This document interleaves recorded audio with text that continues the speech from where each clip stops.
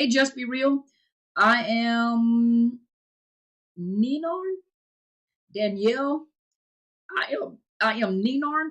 I'm sorry if I mispronounced that. Hey there, is Candace. How are you doing? Good evening to you. Hey there. Hey Danielle Land. How are you? Oh, thank you. And it's Greg Preston. Hey there. How are you guys doing? Is Peyton. Hey Peyton, how are you doing? Nina RN. Okay, it was together. I was gonna give you a whole fancy name. Hey Miss Nina, how are you? Well, thank you so much. I appreciate that, Candace. Thank you so much. How's everybody doing? Nina RN. RN. Okay. Registered nurse. Okay. Hey there, Christine. How are you? Hey, you guys. Hey, you finally woke up. Hey, Sharonda. I'm glad you're here.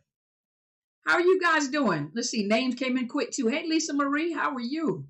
And Haka, how are you doing? Hey, Tasha. Oh, well, hey there, Chicago. How are you doing? We coming to Chicago soon too. Okay, good on Facebook. Okay, great. Hey, Dominique. Hey, Cluster B Free Karen. How are you doing? Well, I love you back, Sharonda. Thank you so much. Hey there, Yolanda, Miss Queen. How are you? Oh, thank you. I appreciate you. Thank you, Miss Nina. I appreciate you. How are you guys doing? Hey, Brenda. Thank you so much. I appreciate you. Okay, so I don't have my glasses on, but where I'm looking, you guys are gorgeous. Thank you so much for being here. Hello. Hello, Alexander. How are you doing? Thank you. How are you guys doing? Hi, Amanda and Finkley. I'm coming to Chicago. I love you back. I'm coming to Chicago. Next year I'll be in Los Angeles, but I'm coming to Chicago. I'm coming to Chicago. So when you come out there, you gotta support me, okay? Hey Gould, you are welcome. Hey Joanne, how are you? Veronica, let's see, Margaret, bless you, and good evening to you too. Hey Nina, got another Nina over here. Hey Steph, thank you. I appreciate it. Thank you. Hey Johnny, let's see. Oh, well, I hope you guys come over to Atlanta, Massachusetts. Hey Steph, you are welcome. Hey Victor, how are you? Almedia, Almedia, how are you? How are you doing, Jesus girl Betty? Hey Miss Sherry, how are you? Getty's Angel, how are you doing? Oh, thank you. Hey Rosie's, how are you doing? Hola to you too. Shar, hey Shar, we're coming to Los Angeles next year. Hey Tammy, thank you. Hey A Robinson, how are you doing? I'll be in Atlanta on the 30th. You'll be with me? Hey Johnny. Oh, thank you. I'm glad you answered. I'm sorry, I was saying hi to you again. Thank you, you answered. Hey Yvette from South Carolina, Tamika, thank you so much. Steph, thank you. I appreciate it. I appreciate you. Oh, Nina, you're an RN too? So Nina RN over here. There's a Nina over here, Nina Morrow, who is also a RN. Yes. Well, Candace, I get to meet you. So I'm excited. I'm excited. Our whole crew is coming. Yes, Lord. Oh, you on both sides. Oh, girl, that's you. No, that's not you. That's a whole different picture. Okay, I'm confused. Scorpio, hello. Hey, Carla. Chicago in the house. That's what I'm talking about. Chicago. How are you? I am so glad. I'm looking forward to meeting you, Miss Candace. Chicago. You're a nurse too? All these nurses. All right. The medical's in the house. Steph's a nurse too. And then Steph Annie. How are you, Miss A's Collectibles? Oregon. Okay, Oregon. From Pennsylvania. Hey, Pennsylvania. Alabama. Mooney Pound. What part of Alabama are you from? Los Angeles. Yeah, Los Angeles. I'll be in Los Angeles next year. Hey, difficult conversation. I did not forget you. I promise I have not forgotten you. I am going to call you. I promise you. I'm going to try to call you tomorrow, okay? I promise you. I am so sorry. Please forgive me because I've been doing two different conferences. Caroline, how are you? Oh, thank you. I decided to put on some lipstick tonight. Thank you so much. Y'all be noticing everything. Good gracious. Marilyn, Joaquin, thank you so much for being here. Gainestown? Okay. I don't know if you've heard of Ozark, but I graduated from Carroll High in Ozark, Alabama. Ozark. Hey, Renee, go look up. You have to go look up my conference link. Go look up the conference link. It's overcomingnarcissistabuse.ticketleap.com. Overcoming narcissist abuse is one word. .ticketleap.com. and you guys can get the rates for the conference this year. If you can't make it, hey Fifi, if you can't make it, you can join me on Zoom. And if you, a matter of fact, the more people you bring, the more of a discount you get for coming. You're from Alabama, Candace. What part of Alabama are you from? Okay, hold on. Karima. Okay, Karima. Oh, thank you, Geddes. Thank you so much. I appreciate you. Yes, I'll be in Atlanta on the 30th of July. Gaddison. Okay, I've heard of it before. Thank you. So close to Birmingham. Okay, I'm thinking about going to Birmingham too. Believe it or not, thank you, Fifi. Believe it or not, I don't know if the shelter is still there, but I was in a homeless shelter in Birmingham, Alabama called Bread and Roses. So I don't know if Bread and Roses still exists. Hold on just a minute, y'all. I don't know if Bread and Roses still exist. Hold on just a minute, you guys. Hold on just a minute.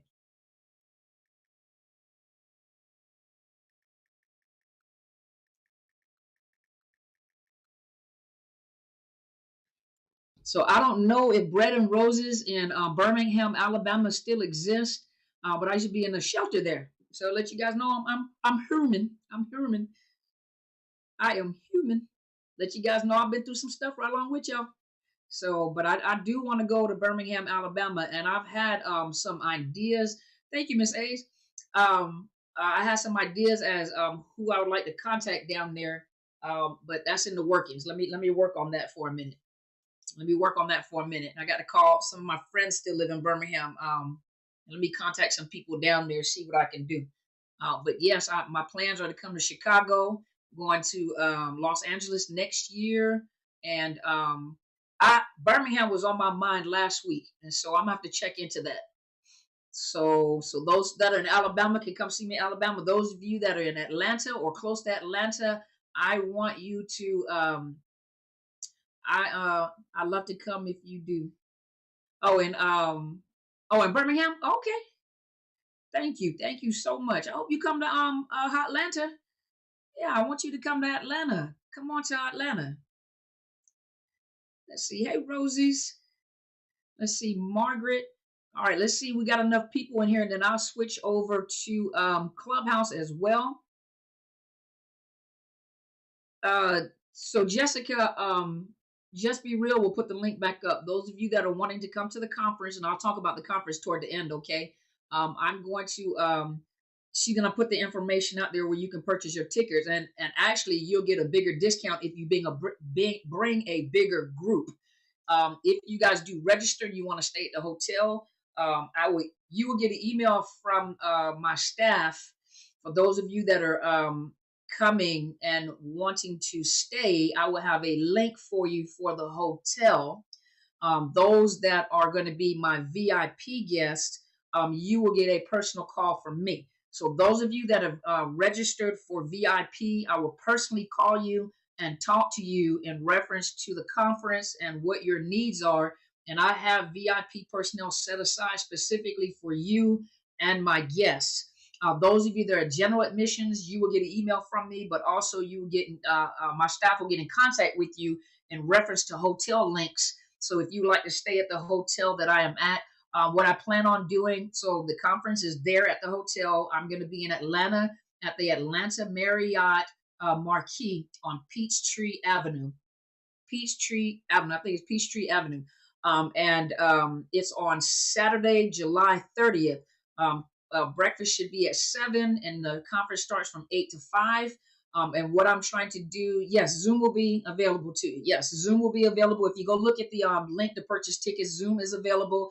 And for those people that cannot be there in person and would like to participate on Zoom, it will be all day conference. So starting at 8 o'clock, I'm not going to let you watch them eat breakfast. But then again, if you will come in, but we're going to be on at 8 o'clock in the morning, which is 8 o'clock Eastern Standard Time, from 5 o'clock. And you guys will be there. Those of you that are on Zoom will be there all day, just like last year. You're going to be all there all day. We're talking to you, and you, believe it or not, the Zoom was up on the big screen, so everybody could see you guys. And I think you were just looking at the speaker, but everybody could see you guys on the screen. So everybody could see all the participants in Zoom. So I'm hoping that you guys will be able to join me, whether you're in person in Atlanta. I really would like for you guys to come to Atlanta so I can meet a lot of you. But if not, then you will be Zoom will be available to you. And if you have a group, the bigger your group, the less expensive your ticket is. So I want you guys to bring groups out there if you can. Those of you that are in social work services, domestic violence advocates, those of you that have groups that you would like to bring, even if it's a church group, it doesn't matter what kind of group it is. I want you guys to go and register online in your groups and bring your groups out there. And if you register, whoever's registered, I'm going to call you so I can get the names of everyone. Okay. So I appreciate you. Thank you so much. I appreciate you. Thank you, thank you, thank you. So, you guys ready? I hope you come, Difficult Conversations. I hope you come. I would love to meet you guys. We have such an awesome group of professionals that are going to be there. But like I said, I'll talk about it at the end after I'm finished teaching, okay? And I'll talk about the conference at the end when I'm through teaching. If you guys are over here if you go over there, Just Be Real on Instagram and put it on Instagram and on Facebook so they can see that as well. Oh, thank you. Girl, you on it, doggone it. You on it.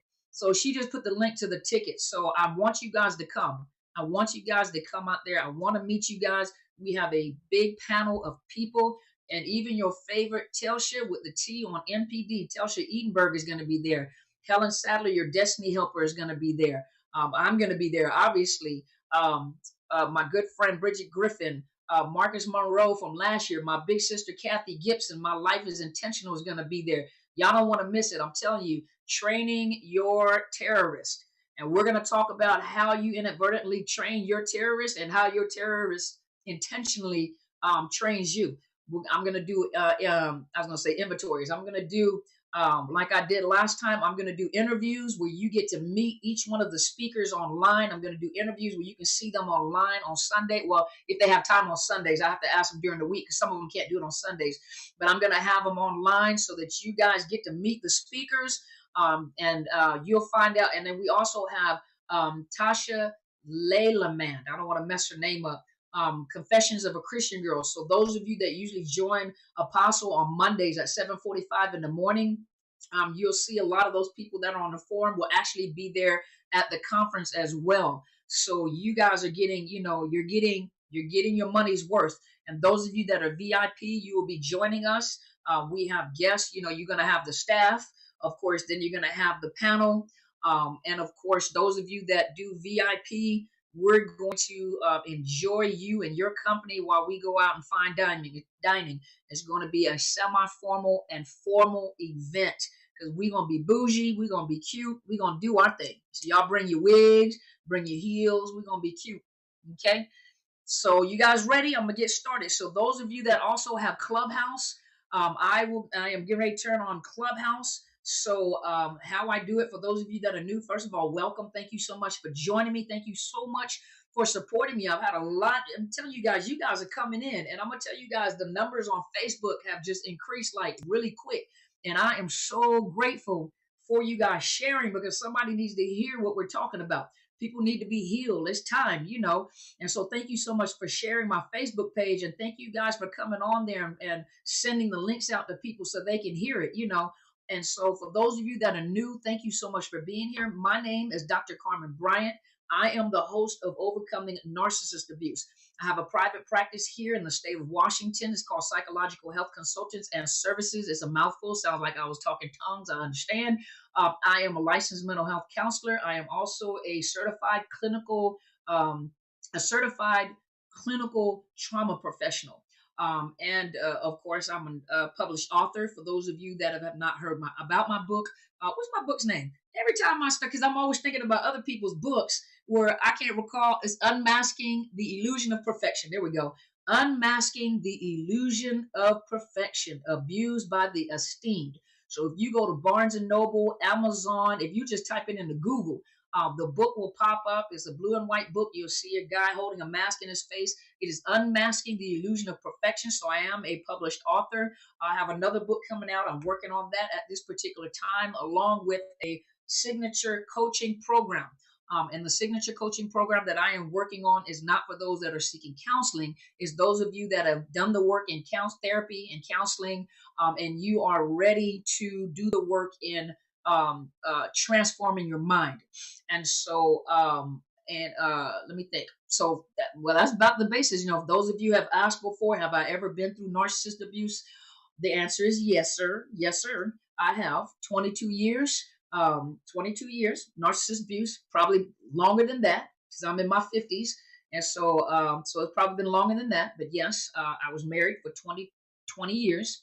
On paper, I was married 20 years, with him 22 years. And when I say on paper, I mean I was married. He wasn't. But yes, I went through narcissist abuse.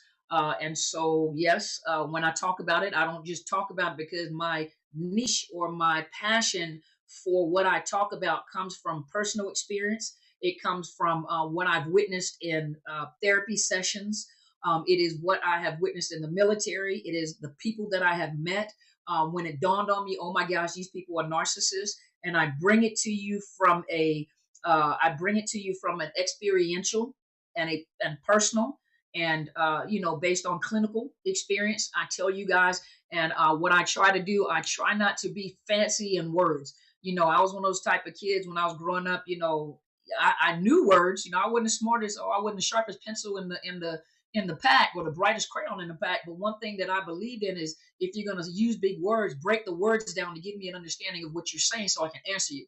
And so I do the same thing. Yes, there is a world of psychology where we have, that clinical language, but it doesn't make any sense if I speak clinical language and you have no idea what I'm talking about. I'm a teacher at heart, and so I like to teach you guys, because a lot of things that I talk about is stuff that you guys been through yourself. You're not crazy. Yes, you've been through it. And yes, this is a community, a tribe, where a lot of us have been through it, men and female, males and females. Like, hey, Stevie Bananas, miss you.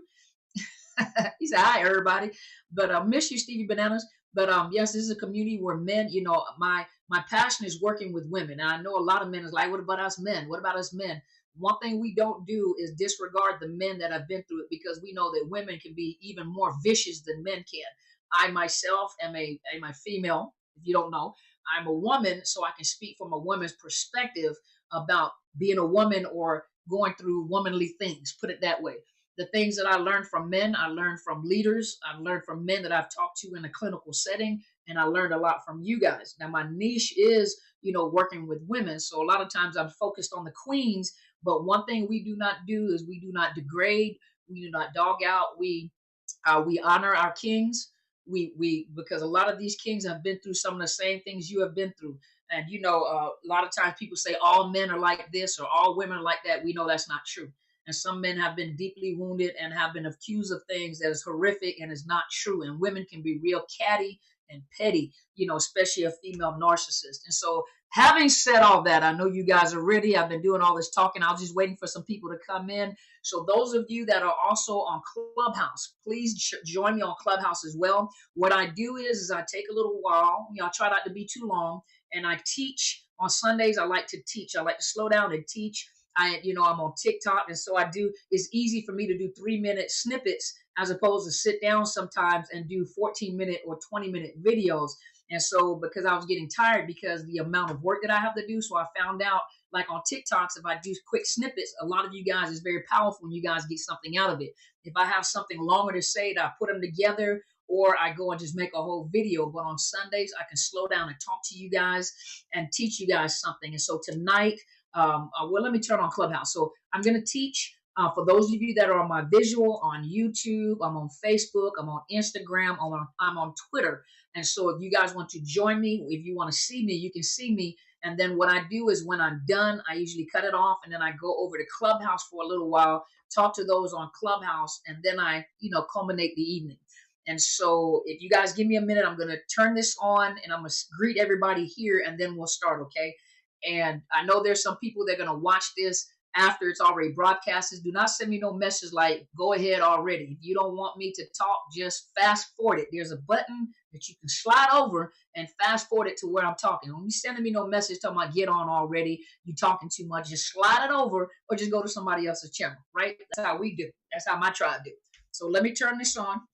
And those of you that would like to come to Clubhouse, you are welcome to come to Clubhouse. Let me add, let me see how to add a picture on here.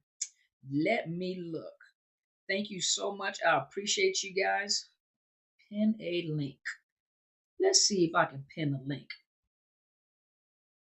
Let me pin a link. Thank you guys so much. Give me just a minute. narcissistabuse.ticketleap.com. Thank you guys so much. Also, if you are on Clubhouse, you are also welcome to look at let's see. There we go. So if you guys are on Clubhouse, you are also welcome. I put the event link on here. So while I'm in here talking, you guys are welcome to click on the event link and it would take you to the tickets. So if you guys want to purchase tickets, you can go on there and you can purchase tickets. Now, I'm just letting you guys know I am limited to 15 people for VIP and people are already purchasing tickets. So I am limited to 15 people for VIP. Because I already have a large amount of people that are on VIP. So we are limited to 15, actually is 13. I'm limited to 13 people for VIP. So once VIP is full, I'm cutting VIP off because it's a limited space in the limos, and then there's a limited space. I have to find a restaurant, a nice restaurant where we can look bougie.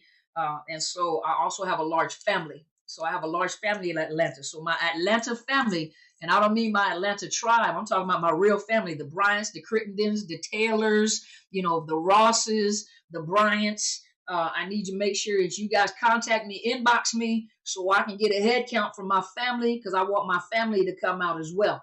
All right. So if my family is watching tonight, those of you in Atlanta and the Georgia area, if you're watching tonight, I need you to inbox me because I need to get a head count for my families. The Passmores, I need the Crittendens, the Taylors, the Rosses, the Bryants. I need y'all to inbox me. Those of you that are married out the family, that are still in the family, I need you guys to come on and inbox me so that we can discuss my family being there and I can make arrangements for my family to be there. And I got a big old giant family. Some of them second and third cousins I don't even know anymore, but I know who mamas are. So y'all make sure you come. Thank you so much, Clubhouse, for being here. I just want to give a few minutes to get some people in here, but let's go ahead and get started. I done did enough talking, right? So I am, hey, Miss Dolly, how are you doing, Mother Dolly? Good to see you. Hey, Lori, Canada, all right. Thank you so much. Hey, Erica. Erica, what state are you in? What state are you in, Erica? Erica's my classmate. Taylor's in Atlanta? Who are the Taylors that you know? Oh, what Taylors do you know? Find out what Taylors you know. Kentucky? Oh, I need you to come to Atlanta. Erica. Louisiana in the house. Hey there. All right, Run Grudgy. Hopefully I didn't mess it up. Thank you for being here. All right, y'all, well, let's get started. So tonight's topic is teaching children boundaries. All right. So I took a few notes so that I gave myself some topic heads so that I can kind of keep myself on track. Okay. So let's talk about this. Okay. A lot of you got young children and we need to know, Steph, there's a link. I don't know if you have, Clubhouse. There's a link in Clubhouse. Just Be Real put a link on Facebook.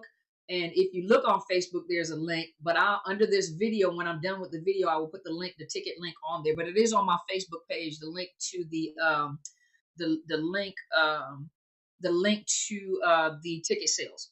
So let's see. All right, so let's get started. So some of you guys have young children, and some of you guys are parents of younger children and grandchildren. And I want to talk about boundaries for a minute. I want to step into my position as a therapist. I'm not giving you therapy. I'm not giving you psychological advice. I'm giving you some wisdom and some teaching concerning our children.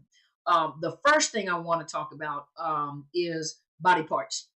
All right, ladies and gentlemen, I know that some of us come from parents that were older and may have not taught you to discuss body parts, even though we know the names for body parts, you have to understand that when children are younger, they can't articulate themselves properly, especially in daycare. So it's not good to have your children call their body parts pet names. You want to try to teach them their body parts, the correct name for body parts. In the event that they are trying to tell the teacher about being touched or anything like that, especially at home, that they use the correct, that they use the correct terminology so that the teacher is not confused. Because when you have, and this has happened before, where a child told a daycare provider that her uncle plays with her kitty cat, and she said, "Oh, that's nice." And so the misinformation or the confusion was is that she had a cat at home and he was playing with the kitty cat. And that was not what she was talking about. So the teacher totally missed it, that the uncle was violating the young child. So, ladies and gentlemen, it will be wise of you to make sure that you teach children the appropriate names for body parts. Another thing that you want to teach them is good touch versus bad touch. And all this that I'm saying, I just want you to, for those of you that you want to learn about this, go into Google, go into YouTube, and you look up videos that says teaching children about good touch versus bad touch. And you teach them, what is appropriate and what is inappropriate. Touching on the chest or the breast, touching on the butt, touching anywhere else. Those are your private spots that people do not touch, when it comes to hugs and things like that. And we're going to get to that in just a minute. But, let's see. You also, so the good touch versus bad touch. What is a good touch? What is a bad touch? Look that up. There are also books that are made where you can read, yes, proper terminology, but there are actually books that you can purchase. Go look on Amazon or in bookstores that teaches young children. You have to invest in the kids. You can't just expect, you have kids and they just supposed to know. They're children. They don't know. You put the seeds in them. You teach them. So you go find a book that is child or age appropriate, and you read it to them and show them the picture that teaches them about good touch and bad touch. There are books out there. I used to have a link, a whole paper when I used to do therapy somewhere else, and I used to work with child services. But good touch versus bad touch. There are books that are age appropriate that you can get, that you read to the children, and you teach them about good touch and bad touch. You also teach them no means no. So you're teaching them boundaries right there. No means no.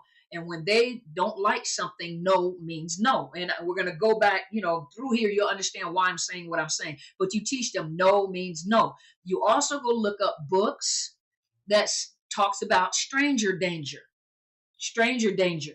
Not taking, some kids are they're so friendly and so they're naive, they're children, that they take stuff from anybody. People offer, even the people around you that in your mind, well, that's so-and-so, that's so-and-so. But what you're doing is you're putting your guards down. Even if that is so-and-so, even if that's a friend and I've known my friend, the people that will molest a child are the people that are closest to the child. So a lot of times you think it's pretty innocent and you don't think, well, they ain't gonna do nothing, I've known them, that's family. The people that will molest your children are the people that are closest to us and the people that you trust, because those are the people that you wouldn't expect that it would happen to. And so a lot of you yourself are survivors, and you could talk about how you were being molested in plain sight, right up underneath the noses of family members, and nobody even knew it was going on. A cousin, an uncle, an auntie, a mother, a father, a grandfather, a grandmother. So it's not just men, women molest too. And women molest girls and women molest boys. And men molest boys and men molest girls. So children molest children. If children have been molested and they're being molested by a child, 9 times out of 10, the one that has that behavior has had it done to them as well. So nowadays, you can't just think that everybody is innocent. Do not allow your children just to take stuff from people. It doesn't matter who they are. You tell them to say no, thank you. My father always taught me to say no, thank you. You go to somebody's house. You better see, I don't care if your mouth is dry. Don't you know thank you. And you wait till you get to the house. See, we need them old mamas, them old muddias and pawpaws that still, you know what I'm talking about, Mama Dolly?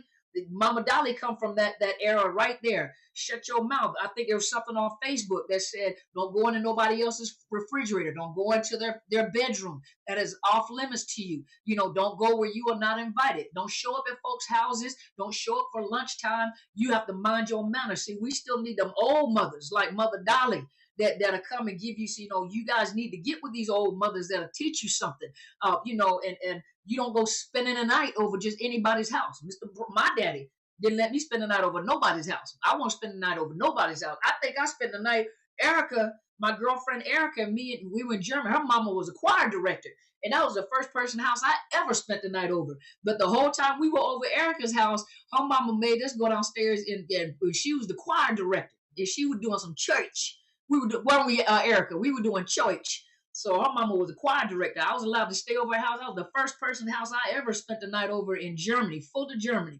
And her mama had us downstairs in the basement of those old barracks. I'm not barracks, but them old family housing in Germany. And we would go downstairs. And I remember the first song I learned.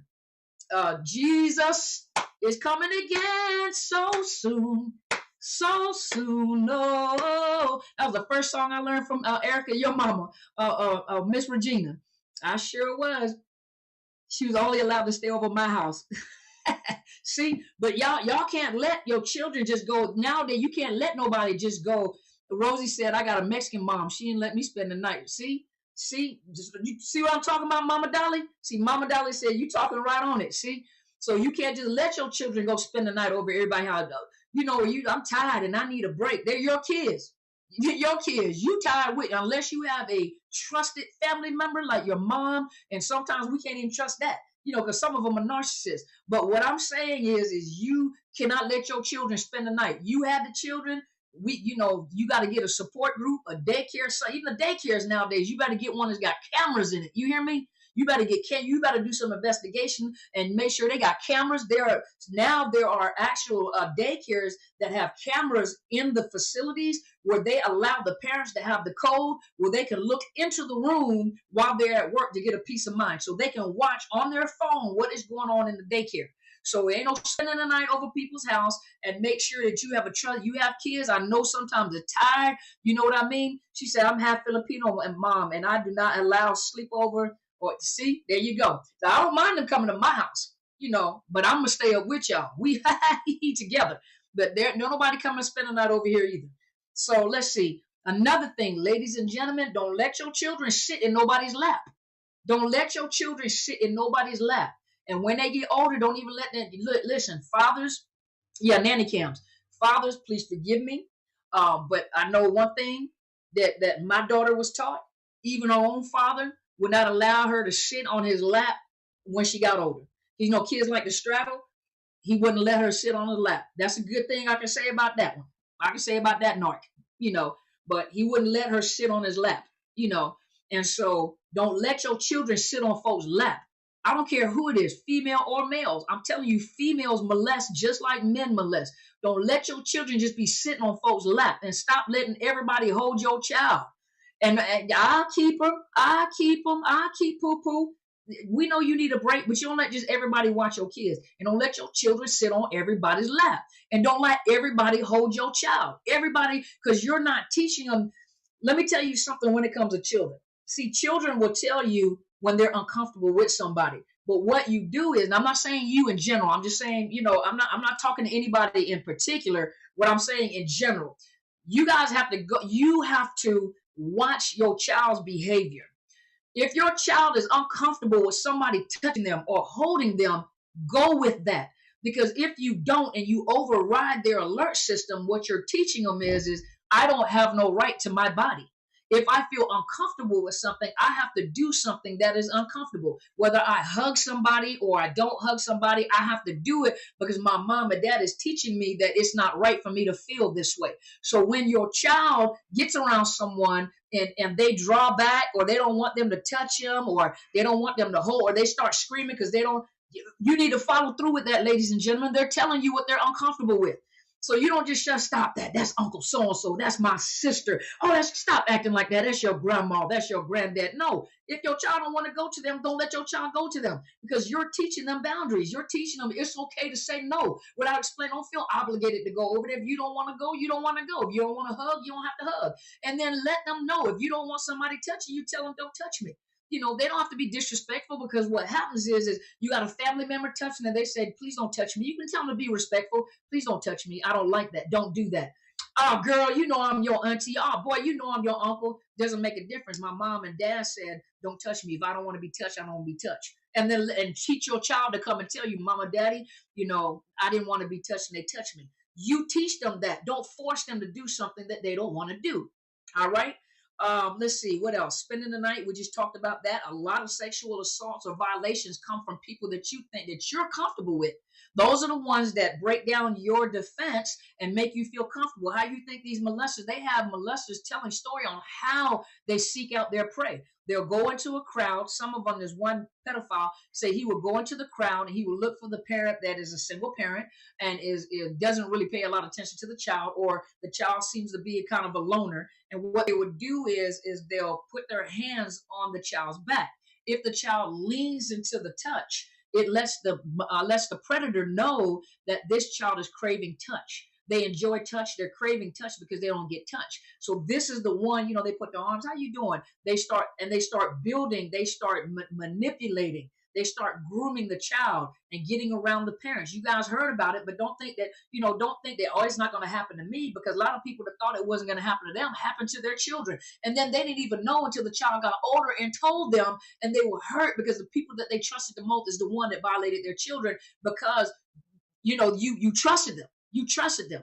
Another thing, they would look for single parents or parents that really was neglectful or really didn't pay a lot of attention or didn't have, stepped in as a parent or stepped in as a surrogate parent or a coach. Coaches, you got to watch some coaches too, that want to go drop your children off back and forth. I give them a ride. First of all, there's a such thing as groups getting molested, not just one child being with the coach, but groups of children being molested. So you're teaching them how to verbalize. You're teaching them how to speak up for themselves. And don't worry about, don't worry about whether you're uncomfortable or not. Like I said, teach them, you see, Jackie said, the one I trusted the most molested my daughter. See what I'm saying? Those are the ones that get close to you in order because they're looking. And then if you're dealing with narcissists, they'll get close to you because their interest is in what you have, what's most valuable to you, your children. Another one, when children are very young and nonverbal, teach them sign language. Teach them sign language so they can express themselves with their hands because they're not able to verbalize. So, you can look up programs, you can look on YouTube, teaching nonverbal children sign language. We already teaching them, eat, I think more, I think it's milk, thank you, or is it please, or thank you, so we're teaching them little things like that. But you go look into sign language for nonverbal children, for young children, nonverbal children. Look into sign language. They have it out there, sign language. Another thing, I know, as a parent, we love to hug and cuddle our babies. We have children we love and cuddle and squeeze them and tickle them and everything. And that's cute when they're babies. You know what I mean? But you have to remember, mothers and fathers, listen, this is going to hurt your feeling. Hold on, let me take a sip because I'm on a roll. Mothers and fathers, listen to me. I had to learn this later on. I got kids in their 30s. I got grandchildren, and I practice that with my grandchildren now. If I try to grab, if I want them to come, they're like, "Go, that's your grandmama." So don't do that. When I first met my granddaughter, I wanted her to come, but she was kind of squeamish. She didn't really want to. And they were like, "That's your grandmama. Go to your grandmama." So don't do that. I said, "Don't do that." I know I'm a safe person, but she doesn't know I'm a safe person. She doesn't know me. I said, don't force her to come to me because then I said, you're not teaching her boundaries, meaning that you're trying to force her to do things she's not comfortable with. If she does not know me, she's not comfortable. After a while, she did come to me. I was talking to her. I didn't touch her. I was talking to her, and eventually she did come to me. And of course, as a grandmother, you're like, oh, she doesn't want to come to me. But at the same time, understand that, that child may not be comfortable with you. It doesn't matter who you are, whether it's your child or not. But with your child, when we grow up, we hug, we cuddle them. But you have to remember that every child has their own personality, just like some of you guys. Everybody has their own personality and everybody has their own love language.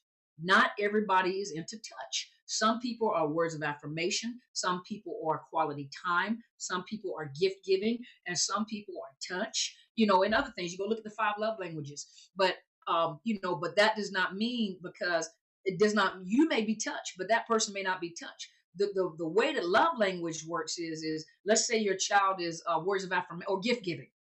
Let's say your child is gift giving. You have to be careful with that as well because that is their love language. And say your love language is touch. Okay, that means that, let's say, for example, if I was teaching your child, your mom or dad, the way that they understand love, the way that they receive love is if you give them a gift. That doesn't mean you have to do it all the time, but when you want to express your love to your parent, they like gifts.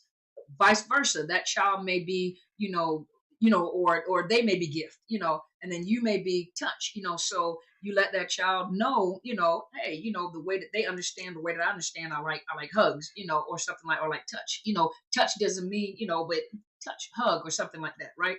So you have to respect that child as they get older. They may not want you to hug them. They may not want you to kiss them all the time. You have to ask for permission to be in their space. Now, I know some of you thinking I'm the mama and I ain't got to ask for no permission, but you're setting a standard now. So now you're teaching them that I'm the mama or I'm the daddy. I don't have to ask for permission because I am the parent. You do. When they get older, you do give them their space and you're teaching them that you have the right, even with me or daddy. I will ask you, can I hug you? You're like, oh no, I don't, like my daughter, ooh, get off me. I ask her for permission. I ask her for permission. I just don't be grabbing and hugging on her and stuff like that. I learned that as she used to be a cuddle bug. Then when she got older, she's not a big touchy feely type of person. And I get it. I understand. I'm not a big, I know that that is someone's love language and I will do it because that's a love language. And so I do hug because for some people that's a love language. And so I get it. I understand that. That's not my predominant love language and that's not her predominant love language, but I would do it because that is somebody else's love language, especially in the field that I'm in, when we're doing overcoming narcissist abuse. But and I will ask, can I hug you, or may I hug you? Or some people will say, may I give you a hug? Absolutely, come and give me a hug. So the same thing that you teach your children, because if you just go in and think that they're supposed to give you a hug, you're already teaching them. They're teaching them that there's no boundaries. They have no say so over their bodies. Man, and don't guilt shame them or guilt them or shame them. I can't believe you wouldn't even hug your mama. I can't believe you wouldn't even hug your daddy. And I'm your mama. You're supposed to love me. Okay, now you're teaching them how to be manipulated when they get older, meaning that I don't want to do something, but if you manipulate me or shame me or make me feel bad about my decision, then by obligation, I just have to do it because I feel like I owe you that. Or so you don't do that to them. If they don't want to hug, they don't want to hug. That doesn't mean that all of a sudden they're not going to be your child anymore. They don't love you. That's just not their love language. That's just not how they do things. So ask for permission. Another thing, ladies and gentlemen, I know back in the day, you heard your parents say, this is my house. Ain't no locked doors up in here. Now, I don't believe in locked doors. There ain't no locked doors in my house either. But if my child has to use the bathroom, and decide to lock the door or something like that, I'm not going to tell her, leave the door unlocked, She's comfortable with me where she does not lock the door. And we just have that type of relationship. She just don't lock the door. If she want to lock the door, she lock the door, but we just have that relationship. She's comfortable with me. But if she decides to lock the door, then she locks the door, But even in her personal space in her room, I don't always, I'm working on it. I don't always knock on the doors. I knock on the door that, she usually gives me permission to come in and out of her room. She doesn't feel uncomfortable with that because we're the only two in the house. But if your child is not like that, you still need to give them personal space. You need to give them personal space. You don't just barge off in their mom in your son's room and he's getting dressed. Fathers, you don't just barge in there and your daughter's getting dressed, or even if it's your daughter and you walk in there, or your son and you walk in there with your son, you give them their personal space. They're taking a shower. You usually come in the shower and just because you are lowering their defenses. They have no private space, meaning that somebody, when I was in the military, I had somebody do that. I had a sergeant just come in my room and walk in the room while I was in the shower. And I was behind the shower. I was in the shower and I'm thinking, this man just walked in I didn't know what he was going to do. So I was like, I'm going to tear down the car. I don't know what to do. Thank God he walked back out, but he just walked in my room in my shower. And, the curtains were closed. I'm like, I can't believe he just did that. Back then I didn't know how to defend myself. I do know now. Walk in there if you want to. You're going to limp out. That's what you're going to do. But I ain't in the military anymore. But, take the door off the hinges for unruly kids. Now, if they tearing up your stuff, you got the parent the way you got the parent. But at the same time, you still got to teach them that, whatever you're teaching them at home is what they're going to do or what they're going to be thinking when they come out of your home. So if you don't teach them while they're young, teach them that they have boundaries, teach them that they have rights to their own body, that you don't touch them if they don't want to be touched. You don't hug them if they won't, because what you're teaching them is that if they can be manipulated. And that's a lot of, you're protecting them from, you're trying to protect them from narcissistic engagements or abuse or sexual abuse or some of the domestic violence that you have been through yourself. Let's see. We talked about no means no, so you practice no means no. There are books on it too, parents. No means no. You teach them how to say no without explaining themselves. Teach them how to say no. Teach them. Now, some of these kids they have narcissistic parents. And so the only thing that you can do is practice a safe space in your house. Ladies and gentlemen, even though you may share custody, have visitations, at least one thing is going to happen when they keep coming back to your house. When they come home, there's normalcy in your house. Do not guilt parent. Don't try to give them a bunch of stuff to compete with the other parent. If that narcissistic parent might be the fun parent, have all this money, just throw the money at them. Let me tell you something. Money cannot buy love. It cannot replace quality time. It cannot replace love and memories that you're creating. That narcissist will ignore the child because they got, they're just trying to impress the child. And in their mind, they're doing, I'm the greatest father, the greatest mother in the world. No, the greatest father, the greatest mother is not a person that just throws money at the child. Is a person that spends quality time, that talks to them, that creates memories, that takes them places. It may not be something just walk on the wall by the water, lick windows together. And I'm just joking. But you create memories, make a cake together. Go, men go out there and show them how to do something in the car. Make them feel valuable. That right there creates a bond between you two. Stop guilt parenting. Stop anxiously parenting because they feel that. And when there's that anxiety there, a child is manipulative anyway. And so if they're afraid that if you're afraid that he's going to take her or she's going to take her from you, guess what that child's going to do? Is going to play you. Going to play you in your fears. And so you got to be stable in your house. When that child is at home with you, keep a regular routine. This is what you do. You make sure your room is clean, the dishes are washed, clean your bathroom. If they got their own bathroom, clean your bathroom, vacuum. You teach them responsibility, and that is the responsibility. I don't care if they get an attitude or whatever. These are your chores. These are your responsibilities. You make sure you do them. Don't guilt parent with dad or mom don't make me do that. Well, I don't care what they make you do at the house, but this is what you're going to do over here. I just go live with my mom. I live with my dad. Well, I got custody. If you want to go back to court and you want to express that, that's fine with me. Because they're playing you. And most of you guys get scared. Okay, I won't make you do it. Okay. No, keep on talking if you want to. Keep on talking if you want to. The grass ain't greener on the other side. So whatever you popping off at the mouth doing, pop off at the mouth, go downstairs and wash the dishes and clean that toilet bowl. Make sure that they have chores, that they have regular chores, and they don't scare you or make you feel bad that you're holding them to a standard. Because later on, they're going to respect you. Believe you me, they're going to respect you more than they respect that narcissistic parent. Let's see. Empathy and compassion. So the way that you're teaching your child empathy and compassion is most kids, kids are just, sometimes they're ruthless. You wonder if you're raising a little tiny narcissist and really sometimes you're not. And they do little things. Children are the greatest manipulators that you've ever met. They're the greatest manipulators that you have ever met. And the thing is like they'll do something or say something or laugh at somebody, and it could be an experience. You take those experiences and turn them into a learning, something into a learning moment.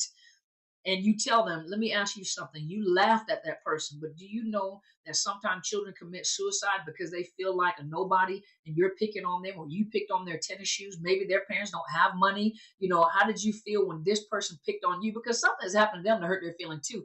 And you bring them back into the place where their feelings have been hurt. Do you remember what that felt like? Well, that's how that person feels. And then you may show them something like, look, you see how this child, they talk about this child being bullied and this child committed suicide, or this child did this right here. Well, that could be when you're doing that. Imagine what that might feel like. Do you remember when this happened? So you take them and put them back in a situation where it hurt them too, because they probably have been through it themselves and they start to bully. Let them see what it feels like. Take them out to go feed the homeless. Go, you make a sandwich, make some sandwiches, and let them see what people that are less fortunate than them, how they're living, how there are children in the shelter that don't have as much as what they have. They may have a cell phone or a TV, and you go to a homeless shelter and let them volunteer with you at a homeless shelter to let them see what it's like not to have. Let them see what it's like to be homeless and go out there and feed the homeless, and let them know, do you know that that can happen to you too? When we're talking about drug addicts, and a lot of times I'll show my daughter, people that are on drug. I'm a therapist, so I can kind of pick up on some of the, those of you that are in the chemical dependency programs where you understand what drug addictions look like. You can kind of pick out the drugs that they're on. You can tell like heroin, heroines, or like fentanyl and things like that, or like opiates versus like methamphetamines, cocaine. You can tell the difference of behavior. So I take the time to show her, like this right here is what meth looks like. And then you show them I don't point at the people like, look, I'm like, that person right there is on meth. She said, how do you know? And I give her like some of the signature signs of methamphetamine addictions, and what the drug is, or that right there is like opiates. Opiates will cause you to go to sleep, and, different things. I said, if your heart tells you to give them something, you give them money. Some people use it for food and some people use it for drugs, but you don't know if the time that you give it to them, they may be hungry at that particular time. And don't judge them, because, and then I may name people that I know, that I personally know, and she may personally know, that may have been on drugs and she never knew. And I said, see, so, this can happen to you. And so, you use things as a learning experience to your children, and being a parent takes time. Being a parent is a lot of work. You're a teacher. You are a teacher, let's see what else. Another thing, ladies and gentlemen, sometimes the teachers in the schools are abusing your kids. Now, they may violate them, they may not violate them, but they may be cruel to them, they may abuse them. When they come home and they're complaining about a teacher, don't be so quick to assume that they're just complaining on the teacher. You go and show your face, just like my mentor says, go show your face at the school, so that the teachers know that you are an involved parent. If they don't see you around, or you thank God they don't went to school and got out of my house. Sometimes these teachers are mistreating your children too. And so what you need to make sure that they know is that you are an active parent. Go show your face. If they allow, now my daughter's school, you can't just bust off in there and walk down to the classroom. You have to let them know, I'm going to go to I would like to make an appointment to go down here, and you stick your head in the classroom. Whether, let me sit in the classroom with my child. That's how them old parents used to do it. Mama Dolly will tell you, old parents used to come up there and sit right in the classroom. Let me see, since my child is a joker, let me sit in the room so he can make me, or she can make me laugh too. I'm going to sit right on back here with my little purse. Make me laugh. Let me see what you're doing in school. Because I know you're not the funny person. You Mr. Ha ha he he. You see what I mean? So some of y'all need to show up at the school and let these teachers know that you are involved. And that when your child says something, make an appointment and ask questions. With my older kids, I had a teacher that was just very cruel, very cruel. And that had the nerve, and I ain't talking about him, I'm not talking about him. He only had one arm, and had the nerve to be ugly, knowing that these kids ain't got no problem talking about you. You know what I mean? But just, he was really cruel. And at first I said, I know my kids in here acting a fool.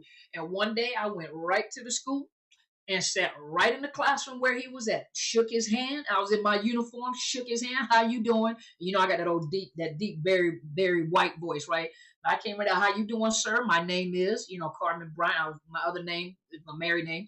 I said, how are you doing? I just wanted to come in here and observe for the day to see what's going on. And I sat right there in the back classroom, and the teacher was on his best behavior. Oh boy, he was a perfect teacher. So sometimes you need to just go in there and you need to, let's see what's going on. Let's see if it's my child or let me see if it's you. Because every time a child comes complaining, it ain't always them. Sometimes it is the teacher. And so you make sure that you show your face. Mama Dolly says so true. Mom will show up out of the blue. See, sometimes y'all need to show up out of the blue. Yes, ma'am. Be active in the children's school. See, and this is a mother. And when I say a mother, I don't mean like us mothers. No, this is a mother. This is Miss Dolly. She's an elder, and she old school. You see what I mean? She come from the old school. So parents, you need to show up at the school every now and then so the teachers know that you are active, because when the teachers don't see your face, sometimes they abuse and misuse your kids because they know there ain't no parent checking up on them. Show up. And I ain't say show up and show out. Just show up and let that teacher see you. And let the teacher know I'm not one to play with. I just want to meet you. How you doing? I'm coming in here. If there's any problems, you call me about little Johnny or little May May, and I'll handle it for you. I'm just letting you know we a team. We together. And if there's a problem, you let me know. I will handle it. You see what I mean? Yes, Lord. I sit right there. See, Jackie said she'll sit right there. Ivy mom said my mom's scared that I don't cuss. I'm sorry. Out of me coming to my school to watch. I'm 41 now, and she did right doing that. See what I'm talking about? Let's see what else. Oh, another thing, y'all. And my mentor talks about this all the time. And at one point in time, remember in school, they teach the children, if you get hit, don't hit back. Come and talk to the teacher. I disagree with that. I disagree with that. I disagree with that. I disagree with that. Number one, if you hit me, I'm going to hit you back. I'm not going to teach my child, if you get hit, don't hit back. Go talk to the teacher, because what I'm teaching you is when you get out of school, if someone put their hands on you, you need to go and call law enforcement. You need to do something. No, you need to defend yourself. Because if you're bold enough to put your hands on my child, then my child is bold enough to put their hands back on you. I've told my child this. Listen, this is what y'all need to tell your kids. It's the same thing I told my daughter. I said, let me tell you something. Don't you start no fights. Don't you start nothing. You keep your hands to yourself. Don't you start nothing. But if somebody starts something with you, you better finish it. If they put their hands on you, you slap the fire out of them. Whatever you got to do to get them off, they ain't got no right to put. And don't worry about it, because I will come to the school and I will tell them. The next time a child puts their hand on my child, I'm telling you right, you're going to call me back in this office again. We'll be in this office again, because I'm not going to teach my child, especially in this society nowadays. I'm not going, you just turn the other cheek. You know what? That's an insult. If there's someone insults you, yes, I'm going to turn the other cheek. I ain't got the arm to be petty with you. But if you assault me, I'm going to protect myself. And I'm going to teach my child to protect themselves, because I'm not going to allow my child to grow up thinking that when they get out of school and someone puts their hands on them, that you can't protect yourself, because now you're teaching them that. So no, don't teach your children. If someone put their hands on you, don't you put your hands back. Go tell the teacher. No, somebody put their hands on you, better put their hands back, and then you let them know to call me. My daughter did it one time. This girl kept messing with her. My daughter is the type of person, she'll take it, and then she'll go off. So by the time she put her hands back on the other child, the child had already been messing with her for a long time. Both of them got detention or suspension or whatever. But I came right up to the school, talked to the principal. I said, let me tell you something. I said, I understand what the rules are, that we do not put our hands on children, but first of all, the child had no reason to put their hands on my child. And yes, I've taught my child. I'm not teaching my child how not to defend herself. If it happens again, I will be back up in here again. No problem. Is there a problem? Well, she's going to be suspended. Well, she going right on down to me. Let's go. I got in the car and looked at my child. My child said, I already know. Because she already knew I was going to defend her. That's how you protect your kids. Don't teach your kids not how to defend themselves. Don't do that. Don't do that. Let's see. The last thing I'm going to discuss, and then I'm going to open it up for some questions, and I'm going to come over to Clubhouse. The last thing I wanted to discuss is watch for behavior changes. When a child has been hurt, abused, misused, violated, you'll notice some behavioral changes. For the younger kids, you may see regression. You may see them wetting themselves, or going back to trying to suck on a bottle and they're too old to be sucking on a bottle, or you'll see them like sucking their thumbs, or or scared of the dark, or they won't leave your sight. They're like really clingy, or they got to sleep in the bed, with you, or you'll notice they don't want to go to certain people's houses, or they don't want to go to school anymore. They, pay attention to behavior changes. If something, is off with your child, all of a sudden they really, really quiet, they don't say anything. You ask them questions, they're afraid to talk. And they used to be talkative kids. Get them to therapy, get them to a specialist, a trauma professional, get them to a school counselor, find out what's going on with your child. Let them know it's okay. Yes, Miss Mama Dolly said, yes, very important. Watch for behavior change, but watch for behavior changes. Pay attention to your child. What's going on? Why is my baby so clingy? Why, and then you ask them a question, did somebody touch you? Did somebody hurt you? Let them know, I don't know what was told you, but if somebody told you that if you tell, they're going to hurt me or hurt your, that's a lie. They just wanted to scare you. Talk to them, and eventually they'll say something. Get them to a trauma professional. Talk, make them feel safe. Let them know you believe them. There are too many people that have been molested as a young child, and they try to tell the parent, and the parent has been hurt, and they were in denial, so they didn't believe the child. So because of the fact that they didn't believe the child stopped talking. And they never told until they got older. And by then, they had a hatred for their parents because the parent did not respond or did not believe them or blame the child. Well, what were you doing? That's how kids get bullied, by not defending themselves. Absolutely. But so when you see the behavior changes, don't she's just in a bad mood. No, pay attention to those behavior changes. See, a lot of parents skip over that and don't realize something has happened until they get older. Then they tell you, but you saw something, but you didn't act upon it. When you see behavior changes, begin to ask questions, and then wherever you think someone may have said something, like if you tell somebody you're going to go to hell, you're going to go to jail, you wanted to do this, and your mom is going to be mad at you, or I'll kill your mom and dad. No, you let them know that that's a lie. And you believe them. If they tell you the truth, you believe them. And there are some kids that have come out, they trusted their parents, and they did tell, and their parents took action. And so that child felt safe, went to counseling, felt safe, because they knew that their parents were there to defend them. And so that is all I have from my list. I hope this has been helpful this evening. I wanted to teach you some things about boundaries. I hope this was helpful this evening. And I want to open up the floor. Give me about 10 minutes, moderator. Give me about 10 minutes, and then I'm going to switch over to Clubhouse. So if you would like to ask some questions pertaining to this topic, please let me know. Let me know if you have some questions, Clubhouse. I'll be right with you. But if you would like to ask some questions, please ask some questions. Thank you so much, Mama Dolly, and thank you for staying here the whole time. My daughter no longer wanted her hair combed and wouldn't wear dresses. That lets you know something had happened. You're so welcome, Miss Jackie. Tiffany said, yes, pay attention and listen. Yep. Thank you so much, Ms. Lori. Ooh, child, I was thirsty.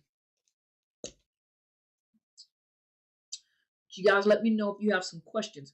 Ooh, my nose is stopped up too. Exactly. Not everyone has the privilege of being protected by the authorities. Absolutely. See? Absolutely. Absolutely. So you guys don't have any questions? You guys don't have any questions? Well, if you guys don't have any questions, hopefully I answered all the questions.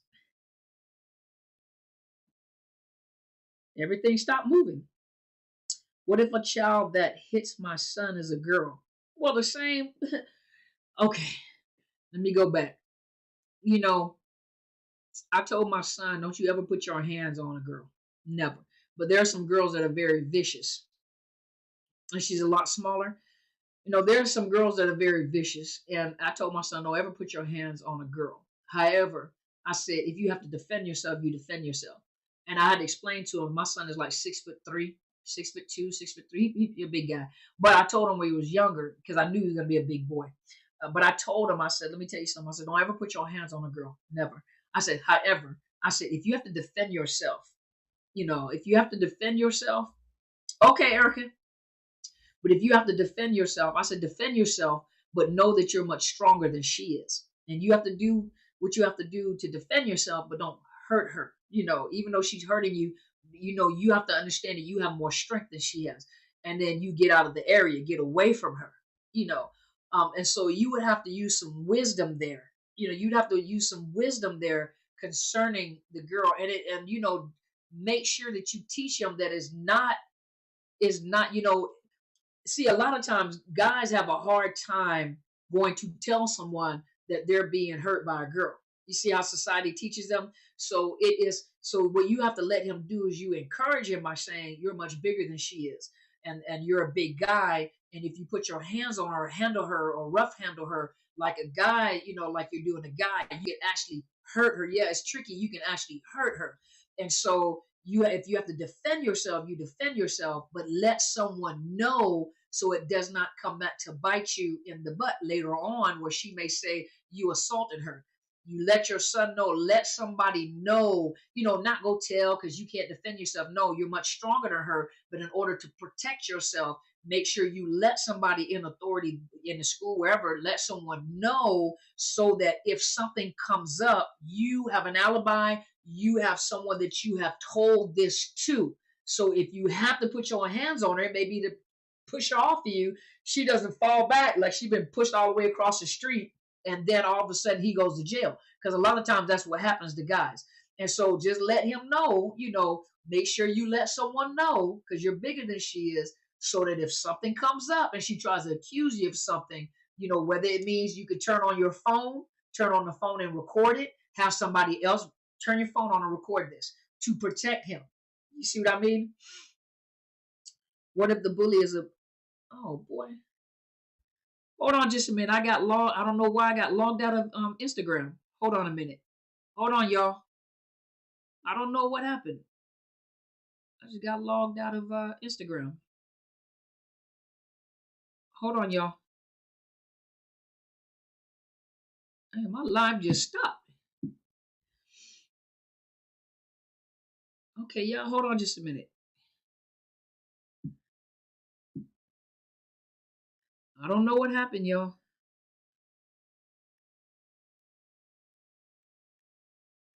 Hold on, y'all. I don't know what just happened. I just got logged out. That has never happened before, ever. Hold on a minute, y'all. Okay, let's try this again. Okay. All right, while we wait for them to come back in. Let's see. What do you recommend for a child that would not talk in counseling? Well, you can find those that's I'm so sorry about that, guys. I don't know what happened. It just logged me right out of Instagram. I am so sorry. Ivy Mom, I know I was responding to you. Somehow I got logged out of Instagram. So it just logged me out. I don't know why. What do you recommend for a child that will not talk in counseling? You can go to a person that specializes in art therapy or play therapy. Art therapy or play therapy. And they have special techniques to get them to draw pictures. Sometimes they may not be able to verbalize. They're afraid to verbalize, but they'll draw pictures and they can interpret the pictures. Sorry, you guys. You listen on Clubhouse? Okay. Sorry, I don't know why I got logged out, so I apologize. I don't know, that never happened before. What kind of therapy do kids need that witness domestic violence? You can contact your local domestic violence programs like the YWCA, domestic violence programs in your area, and they can give you referrals for counseling for children that have been through domestic violence. A lot of children, when they go to counseling, they don't want to talk. They're afraid to talk. But you do have those that specializes in play therapy. They do play therapy. They do the sand tables. They do the toys, and you also have art therapy, where a lot of times the children will tell the stories in art, like a certain way they draw houses, a certain way they draw figures, or certain things, and they can interpret what they are actually looking at when they're doing art therapy or play therapy. Are they accused for from sexual predators? Questions they ask that tell on themselves. Well, they ask a lot of questions. They ask a lot of personal questions, like, is the father involved? Or are you single? Do you need help? There's a lot. If it's uncomfortable, when they're asking a lot of questions, they're asking a lot of personal questions. That right there is a red flag. They're asking a lot of personal questions That's a red flag. And they ask a lot of personal questions, especially pertaining to your child. You know, that's a red flag. That's what you need to be aware of. You're welcome, Miss Marilyn. You're welcome. Hold on a minute. There's some questions that scroll through here real quick. Oh, it paused like this on Instagram. Yeah, my Instagram just logged me off.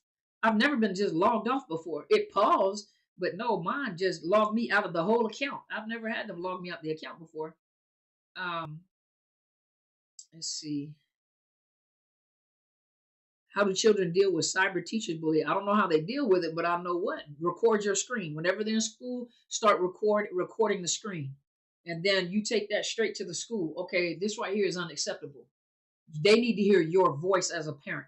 They need to know that you are there and that you have a voice and you're going to protect your child. See, these kids are scared of them, but parents are not.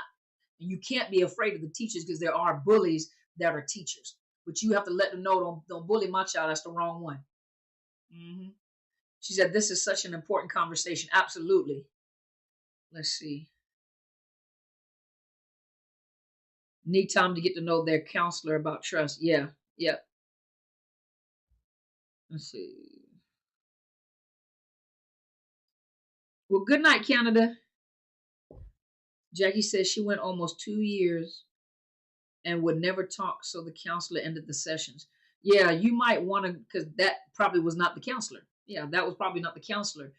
That counselor did not know how to. Every counselor is not for everybody, so you have to find one that your child is comfortable with. They probably didn't make her feel safe. That's why she didn't talk. But when you go somewhere where they don't have to talk, play therapy, art therapy, they'll start drawing the story out, and they can interpret the story that they're drawing out. For iMac screen record, shorthand is Shift Command 5, then press record. Okay. Dragon Lily. Okay. Okay. 5 minutes? Okay. Okay. Jackie said, excellent suggestions. Yep. Yeah, not all, just because they're a therapist for children does not mean that they're good with children. Doesn't mean that they're good with children. Doesn't mean that they're gifted with children. Sometimes it's just like that. Not all are good with it. If they haven't been talking for 2 years, then they should have been out of there 2 years ago. That child is not comfortable with that counselor. There's something, like I said, remember, follow the cues of the child. If that child is not comfortable, 2 minutes now, okay. If the child's not comfortable with that counselor, of course they're not going to talk. So you need to one size don't fit all. Every counselor is not for, I'm not for everybody. Believe it or not, I'm not for everybody. Some people have one session with me. They're like, no, you're not one for me. I'm like, all right, no problem. I'm just not for them. Same with a child, and you have to shop around until you find one that fits your child, for your child. What do you suggest for how parents can express their boundaries to a narcissist co-parent while still keeping them safe? I mean, for how kids can express their boundaries to narc parents. Sorry. You know, you regardless about the narc parent, because the narc parent has no boundaries, period. So it doesn't matter a lot of times what you teach the child, but you still tell the child to continue to use their voice. You know, even if it means, if it gets to a point where they're really older, if they have to use that camera, if something is violent is happening in their home, you tell them to turn on that camera, record button, so that you can hear it yourself. So they know that you're supporting them. If things get bad enough, you might need to contact, for you as a therapist, make a report, um, you know, uh, find a therapist that specializes in child trauma. But that child needs to feel supported, because a lot of times the legal documents say that they have to have visitation. And so the one thing that the parent, the custodial parent, or the parent that has the child in the home, or the child is with, most of all, they have to maintain, teach that child boundaries, teach that child how to speak it for themselves, even if it's to the point they have to go back and get a lawyer, a lawyer that specializes in this. My greatest suggestion is get with a domestic violence program, and those that are there also have experience with who to refer them that specializes in children coming out of domestic violence. We can say narcissistic abuse, but it's abuse. and a lot of people that work in the domestic violence programs have referral systems and people that are connected to the programs that specialize in children that are coming out of homes with abusive parents or have they and these are the people that I suggest. I know emotional abuse is not reportable, but I would highly suggest connecting with a domestic violence program and getting their resources. Do you think my kids have PTSD like I have? Marilyn, I can't answer that question because I'm not either one of your therapists, so I don't know. Um, all right, she said my time is up. So yeah, DV specialists, yes, because they have resources, and there are a lot of people that specializes in different areas of domestic violence. Especially, they know that children come out of these domestic violence homes. And thank you, Stevie Bananas. But they come out of these domestic violence homes, and so they have resources and connection with therapists that specialize in children as well. They're aware that the children are coming out, and so even you as a therapist, some of your networkers, because you're doing a lot of network what some domestic violence programs to find out if they have therapists out there that specialize in children. Add that to your list. When you're doing your list, contact them. Hey, do you understand what narcissist abuse is, or do you have therapists that specialize in domestic violence with children, children coming out of these situations? And put that on your list as well, because people are going to need that. People are going to need that because you're asking a question as a therapist. You know that the parents are asking questions too. You are so welcome. Thank you so much for being here. All right, my time is up. And so I'm going to switch over to Clubhouse. Before I go, I just want everyone to know that I have a conference coming up on the 30th of July in Atlanta, Georgia, from 8 to 5, 7 o'clock breakfast, but from 8 to 5. I will be there. My friend Bridget Griffin, who is a domestic violence advocate for the Survivors First program. She works a lot in the court systems on behalf of the victims. She's a supportive. She knows not she knows the legal system here in the state of Washington, but she will be there in Georgia. My big brother, his name is Marcus Monroe. He teaches women about the laws of mentality. And what he talks about is this society, he used to be a part of it and he came out of it and he's telling us about it. But this new society that you hear a lot about is the high value men, the high value men.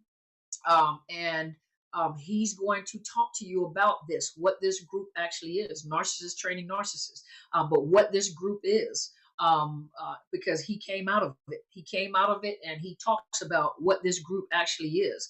No, I was in Dallas last year, Jackie. In 2021, I was in Dallas. This year, I'll be in Atlanta. Also, my big sister, Kathy Gibson. My life is intentional.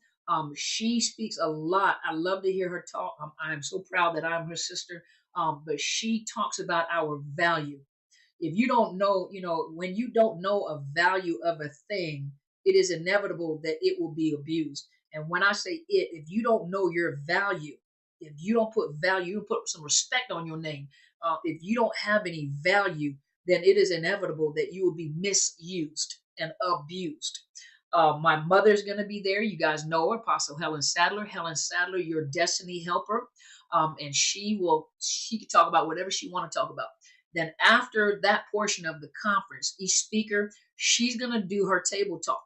And you will have special guests, Tasha Leyland, Confessions of a Christian Girl, and yours truly, Telsha Edenberg. Telsha with the T on NPD. I will be there.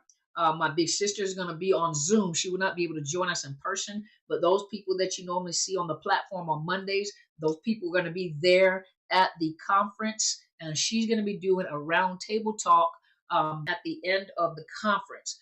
Those of you that sign up for VIP, you will have limousine services, and you will join us as VIPs. And we will go to an exclusive restaurant. It will be semi-formal and formal wear, and we will spend time with you. We will get to know you, laugh, eat, fellowship, sign books, whatever you want to do. But I want you guys to be there because I don't want you to miss this. This conference is about training your terrorist. And what it is how you inadvertently train your terrorist and how your terrorist intentionally trains you. And one of the biggest, one of the ones I really want you guys to hear is Marcus Monroe, because he's going to teach you about the mentality, the law of mentality, but the mentality, especially of this secret society, these men that are coming up, these high value men that you hear about all the time. He talks about it. I'm going to do an interview so he can tell you a little bit about it so you can hear from each one of my speakers. I really want you guys to be there. It's Overcoming Narcissist Abuse, one word, .ticketleap.com. It is on Clubhouse. If you come to Clubhouse, you can click on the tickets, or it's going to be underneath this video, and it's on Facebook. Listen, don't wait till the last minute, because I only have 13 slots left for VIP, and I already have a lot of people in VIP. And so I have 13 slots left. Once those slots are filled, I cannot take any more. Okay. I cannot take any more. And then everybody else is general admission. The greatest deal is if you decide to do a group. Now, some of you guys, I don't know, 5 to 10 or 20 people, contact each other on here, and see, hey, you want to go in with me and have somebody, if you guys know each other, have somebody go in with you and then come as a group. You don't have to come, as the group, just register, under a person's name as a group. And then, I will contact the person that does I'm going to contact the person that does the registration for you, and I will get all your names. So contact people. Listen, if you are in social work, if you are in mental health, if you are an advocate, if you are a church group, get 20 people to come with you and register as a group. That's the cheapest ticket right there, as a group of 20. Well, I don't have more than 20, but it's 5 groups of 5, 10, and 20. And those are your discounted rates. If you don't, you want to just come for yourself, come on for yourself. Let me know. I'm going to, my staff and I will reach out to you to find out if you're going to stay at the hotel, and we will provide you with a link, so that you can get the discounted rate at the hotel. I had to change the date. They had the wrong dates, on there, and I had the wrong dates that I was saying. It's actually the 30th and not the 23rd. It's the 30th. And then for those of you that would like to join Apostle Sadler, we will be in Hawaii from the 11th to the 16th of August. We're going to be in Hawaii, and stand by, because the business development team department of Into His Chambers Global Ministries is putting together a packet, a conference packet, and you're going to enjoy it. You're really going to enjoy it. And I hope that you guys can join us over there in Hawaii as well. For those of you that are not able to attend my conference in person, it will be on Zoom. And if you cannot attend in Hawaii, it will be on Zoom as well. But just go check out the tickets. I'm really looking forward to meeting a lot of you guys. I really want to see you guys. I'm telling you, this is not something that you want to miss. This is not something that you want to miss. A lot of information that you're going to get at conference is not information that we put out there on videos. We do not put it out there on YouTube. You're not going to see this anywhere. This is one-on-one personal information, especially the laws, for the women, the laws of mentality. I need you guys to hear this. This is going to safeguard your life. You need to know. You need to know how you're training them. You need to know how they're training you. But you need to hear what he has to say, but it's going to save your life, because it's happening around you. You just don't know it's happening. The language is out there, and you're agreeing with a lot of stuff that they're saying. You're not realizing who you're dealing with or what you're dealing with. You got narcissists training narcissists, and I'm telling you, you don't want to miss it. And this is going to save your life. This is well worth the money that you're going to spend. This is a conference that normally costs about $5,000 to $10,000. I'm telling you, this is about a conference that's going to cost you about $5,000 to $10,000, and you're getting it for a discounted rate. This is a good rate, and I need you guys to be out there. I really, that's going to be a great conference. All the Dynamic Dynasty. Thank you, Mother Dolly. But yes, I want you guys to come out there. I really want to meet you guys. I want to meet you guys. I want to be able to hug you guys, because I actually give out hugs. I want to hug you guys. I want to take pictures. I want to eat with you guys. I want to laugh with you guys. I want to cry with you guys. Last year was phenomenal. We were in Dallas. Those of you that came to Dallas, Miss Christine, hey there. But you guys that came out to Dallas to support me, it was amazing. It really was. I was so overjoyed, because I was like, wow, you guys really came out here to hear what we had to say. And I was so honored. I was so honored. And this time, the people, for those of you that were out there in Dallas last year, this time, the people that you actually saw on Zoom, you're going to see them in person. And it's going to be dynamic. I'm telling you, you guys, listen, you guys don't want to miss it. Also, I want you guys to know that on the 26th, which is next Saturday, my big sister is having what is it called? An interview. She's doing a talk show. And this talk show is going to be Kathy Gibson, My Life is Intentional, Apostle Helen Sadler, or you guys know her as Helen Sadler, your destiny helper, and myself will be gracing the platform with my sister Kathy Gibson. My Life is Intentional. Let me get some more information as we put the flyer out there. Let me get some more information from them so I can put some information so you guys can join us online next Saturday on the 26th of February. So let me get some more information tomorrow when I talk to her so that I can get you guys the information so you can tune into this talk show. We're going to be talking about mental health. We're going to be talking about relationship. We're going to be talking about stuff that'll make you go, but we're going to be talking about some stuff. Okay. So I'm getting ready to switch over to Clubhouse. You guys join me over here on Clubhouse if you'd like to. And I appreciate each and every one of you guys. Look out. As soon as I'm done on Clubhouse, I'll post the link. It is Mother Dolly. I'm sorry. I was reading your first name. I was going up reading names. So forgive me, Mother Dolly. I met Mother Dolly. No disrespect. I honor her. But make sure you guys come over here to Clubhouse. I'm gonna talk for a few minutes and then I will close it out. But I'm really looking forward to seeing you guys. I really want to meet you guys. I really do. And so I hope to see you. Hey, Croatia. Hi, Ivan. How are you? So thank you guys for tuning in. You guys have a wonderful evening and you guys go be great.